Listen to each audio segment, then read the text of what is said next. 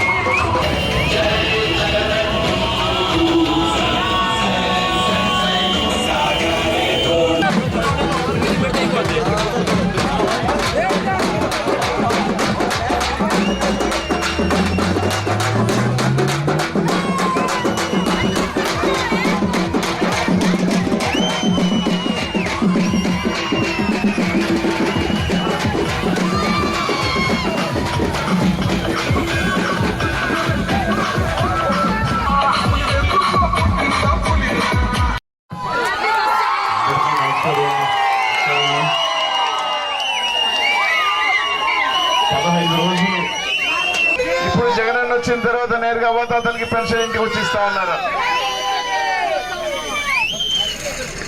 14-19 మీద అమ్మఒడి వచ్చిందే, జగనన్నతో అమ్మఒడి ఇచ్చిందే, చేయూత వచ్చిందే, ఆసరా వచ్చిందే. ఇలా పిల్లలు చదువుకునే దానికి మన బిడ్డలు, పేద బిడ్డలు ఈ రోజు జగన్మోహన్ వచ్చిన తర్వాత మన స్కూళ్ళు బాగుపడ్డాయి, మన పిల్లలు బాగా ఇంగ్లీష్ మీడియంలో చదువుకుంటా ఉన్నారు. కానీ చంద్రబాబు నాయుడు గారు మన బిడ్డలు మాత్రమే ఇంగ్లీష్ మీడియంలో చదువుకోకూడదు, ఆయన బిడ్డలు మాత్రమే బాగా చదువుకొని బయటికి వెళ్ళాలని ఆలోచన చేస్తా ఉంటే, మనన్న జగనన్న మాత్రం మన బిడ్డలు కూడా, పేద బిడ్డలు బాగా చదువుకోవాలా, ఇంగ్లీష్ మీడియంలో ఉండాలా అని చెప్పి ఆలోచన చేస్తా ఉన్న ముఖ్యమంత్రి మన జగనన్న కాదని అడుగుతా ఉన్నా. ఈరోజు జగనన్న ఒకటే అడుగుతా ఉన్నాడు, నా వల్ల 5 సంవత్సరాలు మన ప్రభుత్వం వల్ల ఏదైనా మంచి జరుగుంటే మాత్రం నాకు అండగా ఉండమని చెప్తా ఉన్నాడు మన జగనన్న.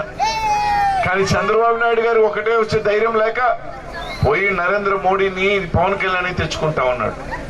ఒకసారి మీరు ఆలోచన చేయండి, గతంలో 14 సంవత్సరాలుగా ముఖ్యమంత్రిగా చేసిన చంద్రబాబు నాయుడు గారికి పథకాలు ఇవ్వాలన్న ఆలోచన ఎందుకు రాలేదని అడుగుతా ఉన్నా. ఈరోజు జగన్మోహన్ రెడ్డి గారు ఇచ్చిన తర్వాత ఇప్పుడు అబద్ధాల ప్రచారం మొదలు పెడతా ఉన్నాడు. నేను ఇస్తాను, అవి ఇస్తాను, నాకు ఓట్లు వేయండి అని. నీకు అప్పుడు ఎందుకు గుర్తు రాలేదని అడగండి. వాలంటీర్ వ్యవస్థని తీసేస్తా అన్నాడు. అప్పుడు మనకేమన్నా కావాలి అంటే మన ఏదన్నా నాయకుడి దగ్గరికి వెళ్ళి నిలబడి మాకు ఇది ఇవ్వమని అడగాల. కానీ ఈ రోజు ఏ పథకం కావాలన్నా ఎవరైనా అడగాల్సిన అవసరం ఉందా అమ్మా? నేరుగా మీ వాలంటీర్ మీ ఇంటికి వచ్చి పథకాలు రాసుకుంటున్నారు కదా. ఇంకా చెప్పాడు ఒక అన్న, 170 గడప ఉంది ఇక్కడ. సంక్షేమం ద్వారా ఈ గ్రామానికి అక్షరాల 2,50,00,000 రూపాయలు ఈ గ్రామానికి వచ్చింది అంటే, గతంలో ₹1 వచ్చిందని అడుగుతా ఉన్నా. కాబట్టి మీ అందరి ఆశీస్సులు జగనన్నకి ఇవ్వండి. ఈ రోజు ఈ గ్రామానికి సంబంధించి ఏదైతే దారిలో బ్రిడ్జ్ చూసాం, గతంలో తెలుగుదేశం పార్టీ వాళ్ళు కట్టాలని ఆలోచన చేశారని అడుగుతా ఉన్నా. మీ శాసనసభ్యుడు బ్రహ్మనాయుడు 95 లక్షలతో ఆ బ్రిడ్జ్ నిర్మాణించాడు. ఈరోజు మీ అందరికీ ఒకటే చెప్తా ఉన్నా, జగనన్న ఇక్కడ నన్ను ఎంపీగా పంపించాడమ్మా. నేను గతంలో ఎమ్మెల్యేగా చేశా, మంత్రిగా కూడా చేశా. మీ అందరికీ కూడా మాట ఇస్తా ఉన్నా, తప్పకుండా ఈ మండలానికి సంబంధించి నా వంతుగా నేరుగా జగనన్న వెళ్ళి నాకు ఇది కావాలి అని అడిగే స్వేచ్ఛ, స్వతంత్రం నాకుంది. మీ మండలానికి సంబంధించి ఖచ్చితంగా మాట ఇస్తున్నా,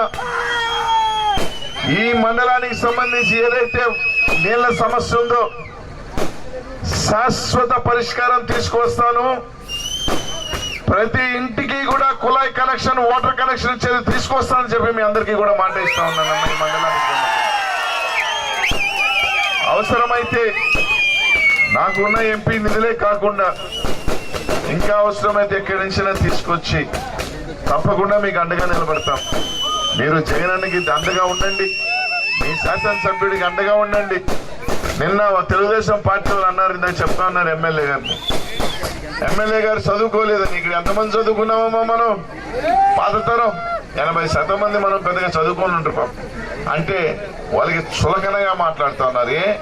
చదువుకోలేని వాళ్ళు మంచి పని చేయలేరా? చదువుకోలేని వాళ్ళు మంచి ఆలోచన చేయలేరా? మంచి మనసు ఉండాల. చదువుకున్నంత మాత్రాన మనసు లేకపోతే అది దండగా. మీ శాసనసభ్యుడిగా మంచి మనసు ఉంది, మనిషి కటువుగా ఉంటాడేమో కానీ సాయం చేసే గుండె ఉంది. కాబట్టి మేము అందరూ కూడా ఆలోచన చేసి, మనకి 2 ఓట్లు ఉంటాయి, 2 ఓట్లు కూడా ఫ్యాన్ గుర్తు మీద, నాకు 1 ఓటు ఎంపీగా, ఎమ్మెల్యేగా బ్రహ్మనాయుడానికి మాత్రం సాయం చేయమని మాత్రం నేను అందరికీ అడుగుతా ఉన్నాను అన్న. కాబట్టి ఆలోచన చేసి మీరందరూ కూడా జగనన్నను మళ్ళీ గెలిపించుకుందాం. జూన్ 4న మళ్ళీ మన ప్రభుత్వం వస్తుంది. అదే నెలలో జగనన్న మనందరికీ మళ్ళీ అమ్మఒడి కూడా ఇస్తాడు అని చెప్పి అందరికీ కూడా తెలియజేసుకుంటూ